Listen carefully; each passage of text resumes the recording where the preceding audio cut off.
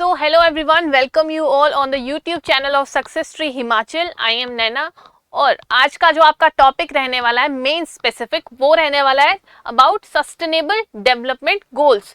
ठीक है, ये टॉपिक मैंने इसलिए चूज किया है क्योंकि आपको पता है अभी जो एक महीने पहले ही एलाइड का भी पेपर हुआ है, उसमें डायरेक्ट क्वेश्चन आपका पूछा गया है about SDGs, like define SDGs और उनका क्या इम्पैक्ट है इंडिया के कंटेक्स्ट में और हम इन गोल्स को कैसे अचीव कर सकते हैं. ठीक है, तो ये क्वेश्चन था आपका. ठीक है, तो वो आप तभी एड्रेस कर सकते हो जब आपको about SDGs like sustainable development है क्या, इसका क्या एजेंडा है, पर्पस क्या है, इसमें क्या गोल्स हैं, क्या टारगेट्स हैं.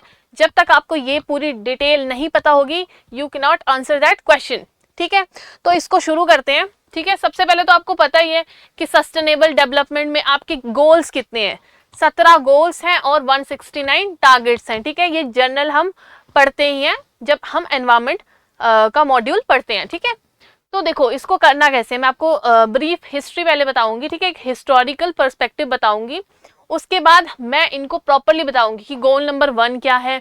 अगर आपको कभी भी पॉवर्टी से रिलेटेड कोई क्वेश्चन आता है तो आपने क्या क्या चीज़ें, क्या क्या रिपोर्ट्स, डेटा मेंशन करनी है अबाउट पॉवर्टी. ठीक है, तो ये सब चीज़ें इस पर्टिकुलर क्लास में हम डिस्कस करने वाले हैं. ठीक है, तो सबसे पहले सस्टेनेबल डेवलपमेंट, ये जो डेफिनेशन है इसकी प्रॉपर डेफिनेशन वो कब आई थी, वो आई थी 1987 की ब्रंटलैंड कमीशन रिपोर्ट के थ्रू. ठीक है, जिसको आवर कॉमन फ्यूचर के नाम से भी जाना जाता है. ओके, इतना लग गया पता. उसके बाद सस्टेनेबल डेवलपमेंट है क्या, तो देखो जो आज की डेट में हम अर्थ के रिसोर्सेज यूज कर रहे हैं, यूटिलाइज कर रहे हैं, ठीक है, तो वो इस हिसाब से यूज करने हैं ताकि जो फ्यूचर में आने वाली जनरेशन है उन पे कोई इम्पैक्ट ना पड़े. ओके, ये बेसिक सी डेफिनेशन आपको पता चल गई, राइट. उसके बाद देखो सबसे पहले यूनाइटेड नेशन की जो UNFCCC आपको पता होगा 1992 में उसकी समिट वगैरह हुई थी, तो उसमें पहले आए थे मिलेनियम डेवलपमेंट गोल्स जो कि 2000 में शुरू हुए थे. ठीक है, 2000 में स्टार्ट हुए थे मिलेनियम डेवलपमेंट गोल्स और उनका एंड टारगेट ईयर क्या था 2015, मतलब 2015 तक ही वो गोल्स थे. ठीक है, उसके बाद एसडीजीज आए हैं, वो भी कब, जब यूनाइटेड नेशन की कॉन्फ्रेंस होती है 2012 में रियो डी जेनेरियो में, जिसको रियो +20 समिट भी कहा जाता है. ठीक है, तो ये भी याद रखना है. इसमें प्रपोज किया गया था कि हमें सस्टेनेबल डेवलपमेंट जैसी पॉलिसीज सारी यूनाइटेड नेशन की कंट्रीज में लानी पड़ेंगी ताकि हम एक सस्टेनेबल डेवलपमेंट की ओर बढ़ सके. ओके, इतना क्लियर हो गया.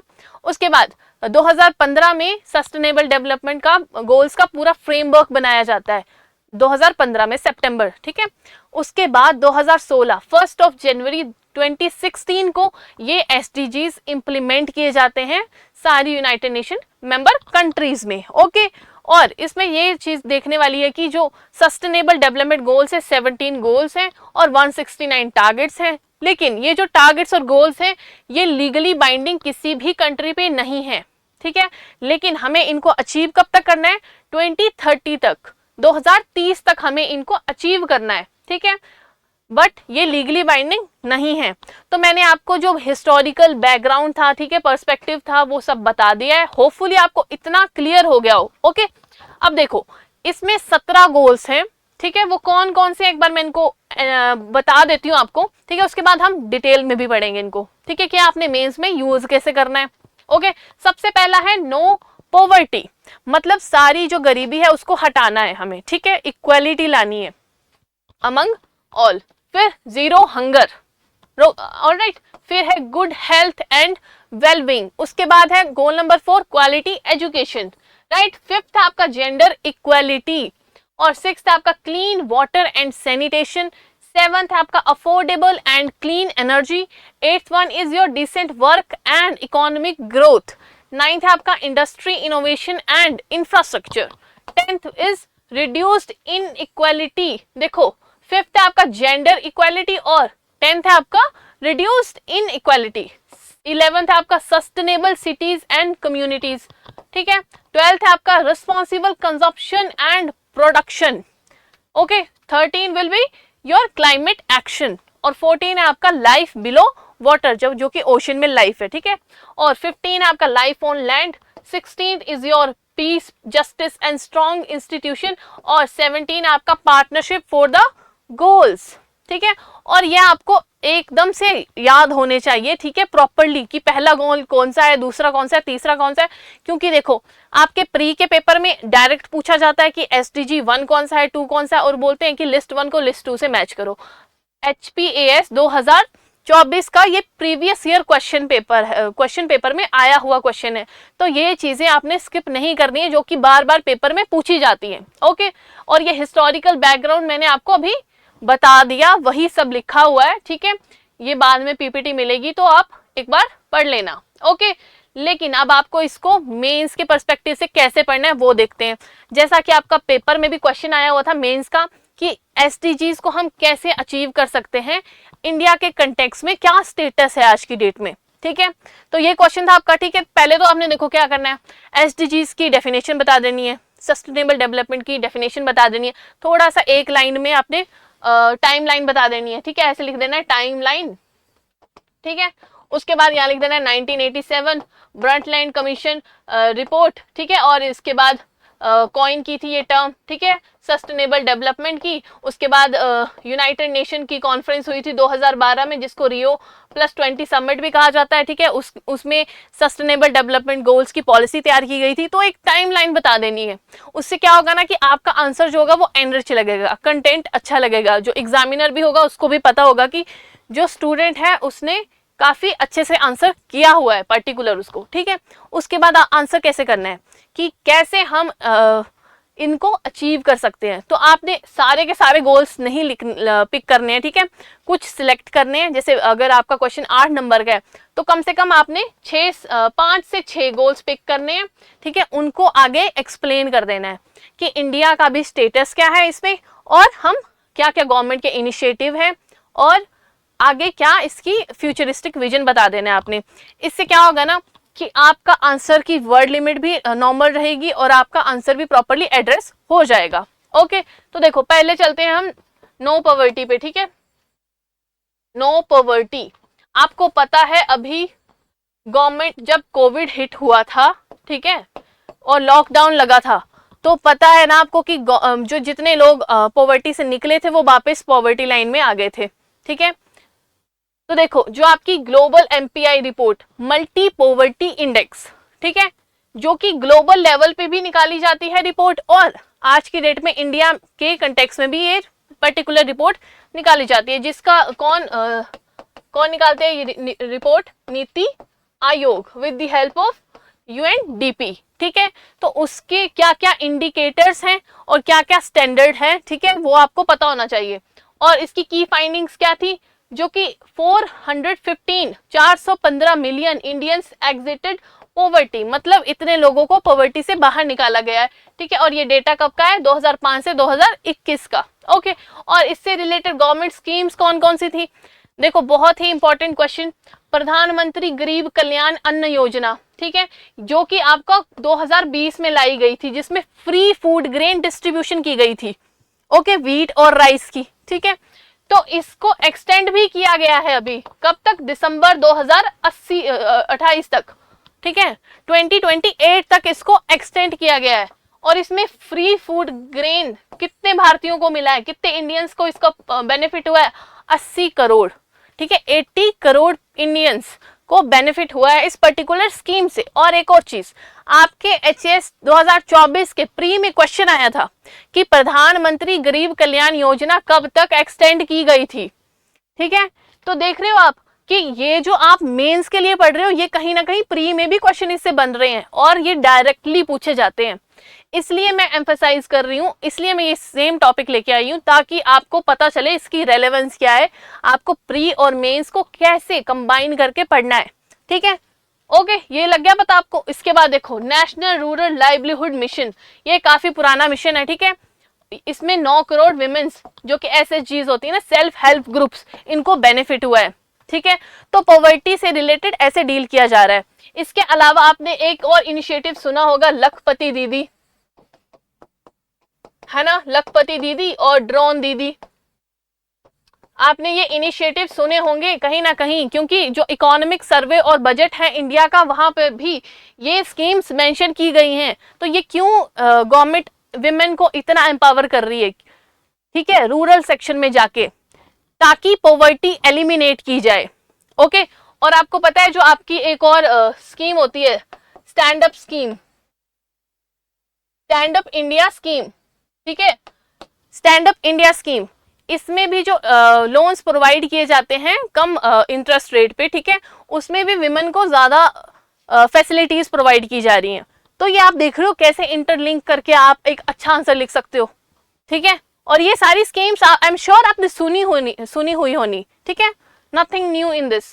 तो ये आपको फर्स्ट, आई एम श्योर आपको नो पॉवर्टी के बारे में पता चल गया होगा कि आपने आंसर में कैसे लिखना है अगर कल को क्वेश्चन आता है तो, ठीक है। और नेक्स्ट गोल है आपका जीरो हंगर।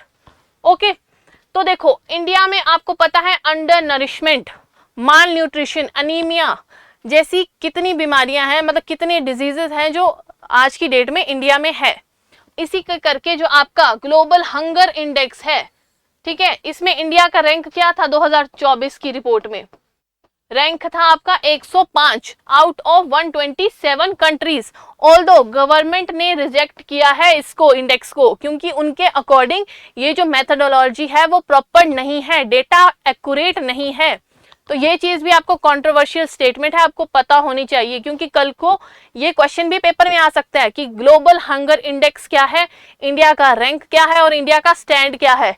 तो इसका मेंस के पर्सपेक्टिव से आपको आर्ग्यूमेंट्स आपको पता होने चाहिए। ओके, तो एक क्वेश्चन आपके लिए ये भी। ओके, इसके अलावा और कौन कौन सी स्कीम्स लाई गई हैं ताकि हंगर को कम किया जाए, किया जा सके?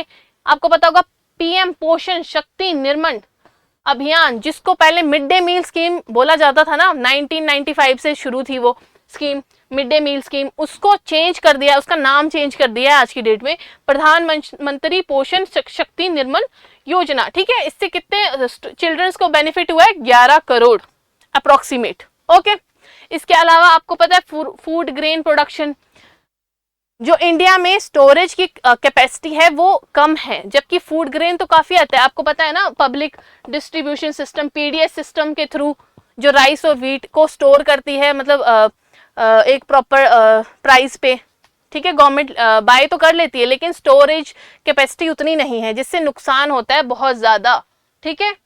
लगभग 35% लॉस्ट होता है due to poor storage capacity. तो ये चीज भी आपने ध्यान रखनी है। ओके, मतलब आपके पास प्रॉपर आर्ग्यूमेंट होने चाहिए, फेवर में भी और अगेंस्ट में भी आर्ग्यूमेंट्स होने चाहिए। तो आई एम श्योर आपको फर्स्ट 2 टारगेट गोल्स जो मैंने आपको बताए हैं वो आपको अच्छे से क्लियर हो गए हो, राइट। इसके अलावा ये जो इंडिकेटर्स है ये है एमपीआई का, ठीक है, मल्टी पॉवर्टी इंडेक्स के इंडिकेटर्स, ठीक है, और पैरामीटर्स। देखो 3 पैरामीटर्स है इसके, हेल्थ, एजुकेशन और स्टैंडर्ड ऑफ लिविंग। और एक और चीज मैं बता दूं, ये प्री का डायरेक्ट क्वेश्चन आ सकता है, ठीक है, तो इसको ध्यान से सुनना है, ठीक है। मल्टी पॉवर्टी इंडेक्स का इंडिया के कंटेक्स्ट में कितने हैं? देखो 3 पैरामीटर है, हेल्थ, एजुकेशन और स्टैंडर्ड ऑफ लिविंग। हेल्थ के अंदर क्या क्या आता है? Nutrition, child and adolescent mortality और मैटरनल हेल्थ। ये इंडिया के कंटेक्स्ट में ऐड किया गया है। ये ग्लोबल जो मल्टी पॉवर्टी इंडेक्स है उसमें नहीं है मेंशन, लेकिन इंडिया के कंटेक्स्ट में इसको मेंशन किया गया है, तो ये चीज भी आपने ध्यान रखनी है। एजुकेशन में देखो year of schooling and school attendance, ठीक है, सेम एज इट इज। और स्टैंडर्ड ऑफ लिविंग में cooking fuel, sanitation, drinking water, housing, electricity, assets और बैंक अकाउंट्स। देखो जो आपका ग्लोबल मल्टी पॉवर्टी इंडेक्स है, मैं यहां लिख देती हूं, देखो ध्यान से, ग्लोबल मल्टी पॉवर्टी इंडेक्स है, उसमें है 10 इंडिकेटर्स, ठीक है। 3 पैरामीटर तो 3 ही है, लेकिन 10 इंडिकेटर्स है इसके आगे वाले। लेकिन जो इंडिया का है, इंडिया का अपना एमपीआई इंडेक्स है, उसमें 12 इंडिकेटर्स हैं, ठीक है, 12 इंडिकेटर्स हैं। 2 एक्स्ट्रा कौन कौन से हैं? एक है आपका मैटरनल हेल्थ से रिलेटेड, ठीक है, और दूसरा है बैंक अकाउंट से रिलेटेड। ये मैं आपको क्यों बता रही हूं क्योंकि ये प्री में डायरेक्ट क्वेश्चन बन सकता है आपका, ठीक है। तो ये ऐसी चीजें देखो मिस नहीं करनी है, आपको प्रॉपरली पता होनी चाहिए डिफरेंसेस स्पेशली, ओके। तो आई एम श्योर ये भी चीज आपको पता चल गई होगी। और तीसरे गोल पे आते हैं, गुड हेल्थ एंड वेलबींग पे, ठीक है।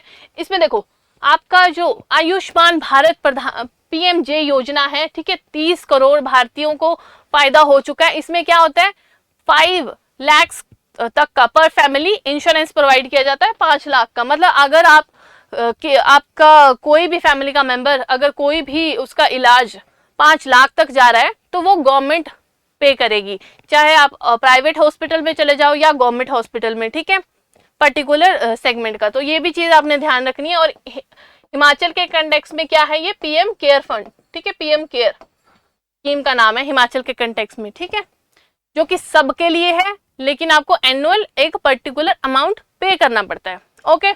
और मिशन इंद्रधनुष 5.0 भी लॉन्च कर दिया है ताकि सब तक यूनिवर्सल हेल्थ प्रोवाइड की जा सके, जो प्रॉपर वैक्सीनेशन होती है ना वो की जाए, ठीक है, जो पोलियो से रिलेटेड अदर वो होती है जो जरूरी होती है न्यू बॉर्न बेबीज के लिए भी, ठीक है। तो ये इम्यूनाइजेशन कवरेज से रिलेटेड है। इसके बाद है क्वालिटी एजुकेशन, गोल नंबर 4। तो देखो इसमें एसर 2024 की फाइंडिंग रिपोर्ट जो है, जो आपका प्रथम NGO है, ठीक है, वो कंडक्ट करवाता है ये रिपोर्ट। तो इसके कंटेक्स्ट में क्या पता चला है, जो क्लास 5th और 6th के भी स्टूडेंट्स हैं वो अनेबल है, मतलब नहीं पढ़ पा रहे हैं 2nd और 3rd क्लास की बुक्स जो स्पेशली मैथ्स वगैरह की होती है वो सॉल्व नहीं कर पा रहे हैं। तो ये एक नेगेटिव साइन है, ठीक है। तो हमें क्वालिटी एजुकेशन की ओर फोकस करना है। इसलिए न्यू एजुकेशन पॉलिसी जो आपकी 2020 में आई थी उसमें बोला गया था कि जो एजुकेशन अब होगी वो एकदम हॉलिस्टिक होगी, सिर्फ थ्योरेटिकल फोकस नहीं होगा, प्रैक्टिकल में भी फोकस किया जाएगा, ताकि आगे जब ग्रेजुएशन करके कोई भी स्टूडेंट निकले तो उसको प्रैक्टिकल काम भी आए और ताकि जॉब अपॉर्चुनिटीज उसके लिए प्रॉपर हो, ठीक है। इसके अलावा स्वयं पोर्टल, दीक्षा पोर्टल, जिसमें 80 मिलियन से ज्यादा यूजर्स डिजिटल लर्निंग के थ्रू सीख रहे हैं, ठीक है। तो ये चीज भी आपने ध्यान रखनी है। इसके अलावा जेंडर इक्वालिटी, गोल नंबर 5। देखो इक्वालिटी एक तो देखो आप ये मेंशन कर सकते हो, जो आपका NFHS national family health survey 6 का डेटा है उसको कोट कर सकते हो, जिसमें देखो TFR मतलब टोटल फर्टिलिटी रेट, जो इंडिया का टारगेट था वो था 2.1 करना है हमें, लेकिन 2 हो चुका है, मतलब 2 हो चुका है, ठीक है। टोटल फर्टिलिटी रेट आज की डेट में इंडिया का क्या है 2, जबकि टारगेट था हमारा 2.1 का, लेकिन 2 हो चुका है। जबकि इन साउथ कोरिया, चाइना, जापान, यहाँ पे तो बहुत ही कम हो गया है, ठीक है, 1 पॉइंट समथिंग है इन कंट्रीज का, जो कि अब इनको प्रॉब्लम्स भी आगे फेस करनी पड़ रही हैं, ओके। और सेक्स रेशियो भी इंप्रूव हो रहा है, ठीक है, इंडिया में, ये चीज भी आपने ध्यान रखनी है। और विमेन की पार्टिसिपेशन भी इंप्रूव हो रही है, ओके। तो ये चीजें भी जो रिसेंट रिपोर्ट्स होती हैं वो भी आप मेंशन कर सकते हो, women in politics, women in judiciary and women in other private sphere, that you can mention, okay. इसके अलावा देखो 6th है आपका क्लीन वाटर एंड सैनिटेशन। सबसे पहले तो ये देखो वाटर के पढ़ते ही आपको ये याद होना चाहिए जल जीवन मिशन, जिसका टारगेट ईयर था 2024 की 2024 तक हमको सारे इंडिया में टैप वाटर कनेक्टिविटी प्रोवाइड करवानी है सभी को, ठीक है, स्टूडेंट सारे फैमिलीज को। और गवर्नमेंट ने इसकी डेडलाइन अब एक्सटेंड कर दी है 2028 तक, ओके। तो ये भी आपको पता होना चाहिए, ये भी क्वेश्चन बन सकता है कि जो आपका जल जीवन मिशन है वो कब तक एक्सटेंड कर दिया गया है, ठीक है। जैसे आपसे पूछा गया था प्रधानमंत्री गरीब कल्याण योजना को कब तक एक्सटेंड किया गया है, तो ऐसे क्वेश्चंस पे भी आपने ध्यान देना है, ठीक है। अब तक देखो 74% रूरल हाउस होल्ड्स को टैप वाटर कनेक्टिविटी प्रोवाइड कर दी जा चुकी है। और स्वच्छ भारत मिशन जो कि 2014 में इंप्लीमेंट किया गया था, ठीक है, अब 2.0 वर्जन भी इसका आ चुका है, जिसमें है target 100% ODF plus villages, focus on sludge management, okay. तो ये चीजें भी ध्यान रखनी है। और इसके अलावा माइलस्टोन क्या क्या अचीव कर लिए, रिन्यूएबल एनर्जी पे इंडिया का सबसे ज्यादा आज की डेट में फोकस है, हमारा टारगेट है 500 गीगावाट बाय 2030 और हमने 180 गीगावाट तक अचीव कर लिया है, ठीक है। तो ये चीज भी ध्यान रखनी है। इसके अलावा प्रधानमंत्री सूर्य घर Muft Bijli Yojana, free solar power for 1 crore homes. Okay इसके अलावा देखो 8th गोल क्या है, decent work and economic growth. Unemployment rate although बोल रहे हैं कम हुई है, ठीक है, पिछले साल के कंपैरिजन में। और जो हमारी पीरियोडिक लेबर सर्वे का डेटा था उसके अकॉर्डिंग जो विमेन है, ठीक है, उनकी एम्प्लॉयमेंट जो रेट था वो भी इंक्रीज हुआ है, ठीक है, वर्किंग स्फेयर में। तो ये भी पॉजिटिव साइन है, तो इसको भी आप कोट कर सकते हो जो रिसेंट के एग्जांपल्स होते हैं। ओके और PLI स्कीम, ठीक है, प्रोडक्ट लिंक्ड इंसेंटिव स्कीम, इसमें देखो बहुत से सेक्टर्स को भी इंक्लूड किया गया है और इससे काफी जॉब्स भी जनरेट हो रही हैं, ठीक है। और देखो प्रोडक्शन लिंक्ड इंसेंटिव स्कीम है इसका नाम, ठीक है। इसके अलावा इसमें इसका फोकस कौन कौन से सेक्टर्स पे है, इलेक्ट्रॉनिक सेक्टर पे, फार्मा सेक्टर्स पे, और जो आपकी वाइट गुड्स होती हैं, ठीक है, उनको भी इंक्लूड किया गया है, ठीक है, जो AC washing machines and all होती है, इन सेक्टर्स को भी इसमें इंक्लूड किया गया है। ओके इसके अलावा देखो 9th है आपका इंडस्ट्री इनोवेशन एंड इंफ्रास्ट्रक्चर। हम ग्रीन इंफ्रास्ट्रक्चर पे फोकस कर रहे हैं, ये भी आपने ध्यान रखना है, ठीक है, ग्रीन इंफ्रास्ट्रक्चर। देखो भारतमाला परियोजना, ठीक है, और पहाड़ों पे हिली स्टेट्स में कौन सी है, पर्वतमाला परियोजना, ठीक है, और 5G का रोल आउट भी हो रहा है, ठीक है, फॉर इंक्लूसिव डेवलपमेंट। इसके अलावा रिड्यूस्ड इन इक्वालिटी, ये भी हमारा फोकस है, ठीक है, जो कि हमें 2030 तक अचीव करना है, although we are working on it. Oxfam report आपको पता ही है, जो टॉप 10% इंडियंस है उनके पास 77% ऑफ द वेल्थ है, ठीक है, आज की डेट में ये काफ़ी इनइक्वालिटी शो करता है। इसके अलावा इंडिया में इंडियन गवर्नमेंट क्या क्या प्रयास कर रही है वो आपने मेंशन करने हैं। जैसे देखो प्रधानमंत्री विश्वकर्मा स्कीम, ये अभी के बजट में ही लॉन्च की गई थी। इसमें क्या हो रहा है, 13,000 करोड़ जो कि OBC, ठीक है, या फिर SC ST आर्टिशियंस हैं, जो लोकल हैंडीक्राफ्ट वर्कर्स होते हैं, है ना, हैंडक्राफ्ट वर्कर्स होते हैं, उनको सपोर्ट किया जा रहा है, ठीक है। इसके अलावा 11th गोल है आपका सस्टेनेबल सिटीज, ठीक है, इसको ये भी एक्सटेंड की गई है इसकी डेडलाइन भी, और एयर पोल्यूशन पे भी काम किया जा रहा है। और इसके अलावा अमृत मिशन, इस पे भी थोड़ा एक्सटेंशन दी गई है, और घर बनाने की भी बात की गई है प्रधानमंत्री आवास योजना में, ठीक है, वो भी आप मेंशन कर सकते हो, यहाँ पे मैं लिख देती हूँ प्रधानमंत्री आवास योजना, ठीक है, मतलब गवर्नमेंट सब्सिडीज प्रोवाइड करती है इस पर्टिकुलर स्कीम में ताकि घर बनाया जा सके जो अफोर्ड नहीं कर सकते। तो ये जो छोटी छोटी चीजें ये आपने ध्यान रखनी है। ओके इसके अलावा देखो रिस्पॉन्सिबल कंजम्पशन, गोल नंबर 12 है आपका। इसमें देखो plastic waste rules amendment rules आए थे 2023 में, ठीक है, ये और सॉलिड वेस्ट अमेंडमेंट रूल्स भी आए हैं, वो भी आप मेंशन कर सकते हो, और बैन और सिंगल प्लास्टिक ये सब, ठीक है। और लाइफ मिशन जो कि आपका आया था COP26 में, कॉन्फ्रेंस ऑफ पार्टी 26 ग्लासगो में, ठीक है, जो प्रधानमंत्री मोदी थे, मोदी जी हैं हमारे, उन्होंने इसको प्रपोज किया था, ठीक है, टू प्रमोट सर्कुलर इकोनॉमी, और जो हमारा आज का यूथ है वो एक सस्टेनेबल लाइफस्टाइल के साथ रहे, ठीक है। तो ये इसके बारे में था। और गोल नंबर 13 है क्लाइमेट एक्शन, कि सारे नॉट इंडियंस, सारे सिटीजन जितने भी लोग हैं उनमें अवेयरनेस हो रिगार्डिंग दिस क्लाइमेट एक्शन, की आज की डेट में क्यों ज़रूरी है। जैसे आपको पता है ग्लोबल वार्मिंग इंक्रीज हो रही है, ठीक है, और ग्रीन हाउस गैस इफेक्ट भी इंक्रीज हो रहा है, तो इससे कैसे डील करनी है, सबसे पहले तो अवेयरनेस ज़रूरी है। ओके तो ये आई एम श्योर आपको पता चल गया होगा, ठीक है। गोल नंबर 13 क्या है, और इंडिया का टारगेट है नेट जीरो बाय 2070, ओके। और green hydrogen mission, renewable energy, you can write in this context. और लाइफ बिलो वाटर में डीप ओशन मिशन आ गया आपका, कोस्टल क्लीनअप्स आ गए, ठीक है। और 15 में देखो life on land, life on land India क्या क्या इसके रिलेटेड कर रहा है, जैसे प्रोजेक्ट टाइगर आपको पता है बहुत ही सक्सेसफुल रहा है। इसके अलावा अभी लाइन की सेंसस हुई है, ठीक है, जो हमारे एशियाटिक लाइन है जो गिर में पाए जाते हैं गुजरात में, ठीक है, इनकी सेंसस अभी रिसेंटली हुई है, रिपोर्ट आई है, और इंक्रीज हुए हैं लाइन्स की जो नंबर्स हैं, ठीक है। तो और ये हर 5 साल बाद, 5 साल में एक बार होता है, तो ये चीज़ भी आपने ध्यान रखनी है। और प्रोजेक्ट टाइगर को मर्ज कर दिया था प्रोजेक्ट एलिफेंट, मतलब जो सेंसस थी वो प्रोजेक्ट टाइगर्स और एलिफेंट्स की साथ में होने वाली है, और इनकी सेंसस होती है 4 साल में एक बार, तो ये चीज़ भी आपने ध्यान में रखनी है, ठीक है। और फॉरेस्ट कवर वगैरह वगैरह सब इंक्रीज हुआ है।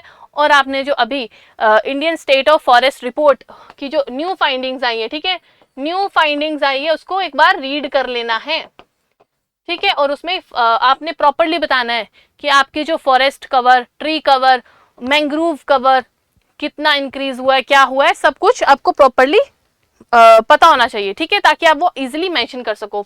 इसके अलावा peace and justice e court mission, ठीक है, जिसमें कोर्ट्स को अब डिजिटाइज किया जा रहा है, ठीक है, ई बेल कॉन्सेप्ट आपको पता होगा, ठीक है। इसके अलावा जीरो FIR जैसे इनोवेटिव मिशंस गवर्नमेंट द्वारा लाए जा रहे हैं, ठीक है। और इसके अलावा पार्टनरशिप मतलब ग्लोबल लेवल पे, okay, to promote peace and harmony, okay. जैसे देखो इंडिया ने अभी G20 प्रेसिडेंसी मतलब 2023 में चेयर की थी, तो बहुत सारे अच्छे इनिशिएटिव्स लिए थे, जैसे आपको पता है ग्लोबल बायोफ्यूल अलायंस, ठीक है। तो ये काफ़ी पॉजिटिव स्टेप था, है मतलब आज की डेट में related to your renewable energy, ठीक है। तो ये आप लिख सकते हो, मेंशन कर सकते हो। और रिसेंटली AI समिट भी इंडिया ने को चेयर की थी पेरिस के साथ, जो कि पेरिस में हुई थी, लेकिन इंडिया ने भी वो को चेयर की थी फ्रांस के साथ। तो ये भी आपको पता होना चाहिए, ठीक है। और आज की डेट में ग्रीन AI की बात हो रही है, किसी को पता है क्या है ये ग्रीन AI कॉन्सेप्ट? पता है तो कमेंट सेक्शन में आप खुद भी मेंशन कर सकते हो। इसके अलावा मैं भी थोड़ा सा बता देती हूँ आपको, जो एंड तक देख रहे हैं उनको थोड़ा सा कुछ तो अलग पता होना चाहिए। जो देखो जो डेटा सेंटर्स होते हैं ना, जो स्टोरेज डेटा सेंटर्स होते हैं, उनमें फॉसिल फ्यूल्स यूज होते हैं, ठीक है, जो कि हार्मफुल है एनवायरमेंट के लिए आज की डेट में। तो फ्रांस और इंडिया ने प्रपोज किया है कि जो डेटा सेंटर्स वगैरह होंगे, हम उनको इलेक्ट्रिसिटी के थ्रू मतलब रिन्यूएबल एनर्जी के थ्रू स्टोर करें, ताकि ग्रीन AI जैसा कॉन्सेप्ट भी हम यूज कर सकें, ठीक है। और ऑल्दो USA UK इसके अगेंस्ट थे, ठीक है, और उन्होंने ये जो आपकी AI एक्शन समिट है उसको साइन भी नहीं किया है, ठीक है। तो ये छोटी छोटी चीजें जो न्यूज में रहती हैं, ये आपको पता होनी चाहिए, ओके। और मैंने अपने लेवल पे आपको सब बता दिया, ठीक है, जितना आपको सस्टेनेबल डेवलपमेंट गोल्स के बारे में पता होना चाहिए, ओके। तो होपफुली आपको ये वीडियो अच्छी लगी हो, और आप मुझे कमेंट सेक्शन में नेक्स्ट टॉपिक भी बता सकते हो कि आपको इससे रिलेटेड नेक्स्ट टॉपिक चाहिए। Although I am dealing with your environment section and society, Indian society and your social issues, although economy के भी मैं टॉपिक्स करवा सकती हूँ और IR के भी, ठीक है। तो इससे रिलेटेड किसी भी टॉपिक में आपको प्रॉब्लम है, आपको दिक्कत आ रही है, कुछ भी समझ नहीं आ रहा, कुछ भी, आप कमेंट सेक्शन में अपने व्यू पॉइंट्स मुझे बता सकते हो। और ज़रूर बताएं जो आज का लेक्चर आपको अच्छा लगा या नहीं, ठीक है, तो ज़रूर कॉमेंट सेक्शन में बताएं। So thank you very much.